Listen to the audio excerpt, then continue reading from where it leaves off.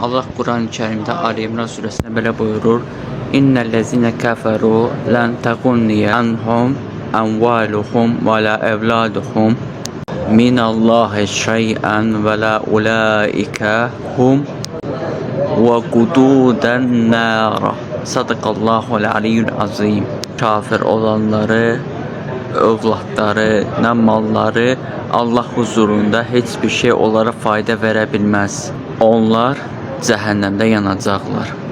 Bir çox insanlar bizdən soruşur ki, nəyə görə Allah insanları kasıb və varlı təbəqəsinə ayırıb, yəni kasıblara var dövlət verməyib, varlılara hər şey imkan verib, hər bir şey şərait yaradıb. Nəyə görə bu belədir? Bu Kur'an-ı Kerim'in ayəsi ona bir işarədir ki, yəni Allah nə qədər o varlılara var dövlət verir, imkan verir, şərait, mal, mülk verir, bir gün onlar buna görə cavab verəcəklər.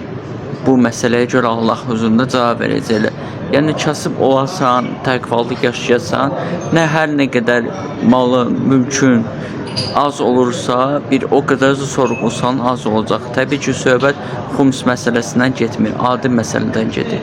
Məsələn üçün, mənim bir telefon var, xərab bir telefonum. Məsələn, ona Allah sorğusal etməz. Hər nə qədər çox mal, mülk olacaq, məsələn üçün, maşındır, evdir, nə bilim, yaxşı yaşayışdır, nə bilim, bahalı geyimdir. Onların sorğusalı çox olacaq.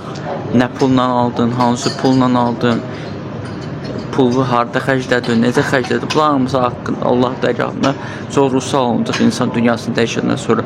Ona görə Allah bu var dövləti insanlara verir ki, bəzən ki, insan Allah'ı unuttursun, özünü yada salsın və onlar üçün təbii ki, cəhənnəm əzabı vardır.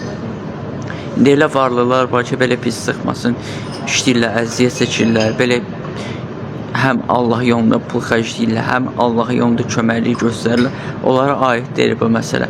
Bu məsələ o insanlara aiddir ki, harlamış bir insanlara, gözləri doymayan insanlara aiddir bu Kur'an ayəsi. Allah bizləri həqiqi iman əhlilərinə qərar versin inşallah. Özünüzə yaxşı baxın.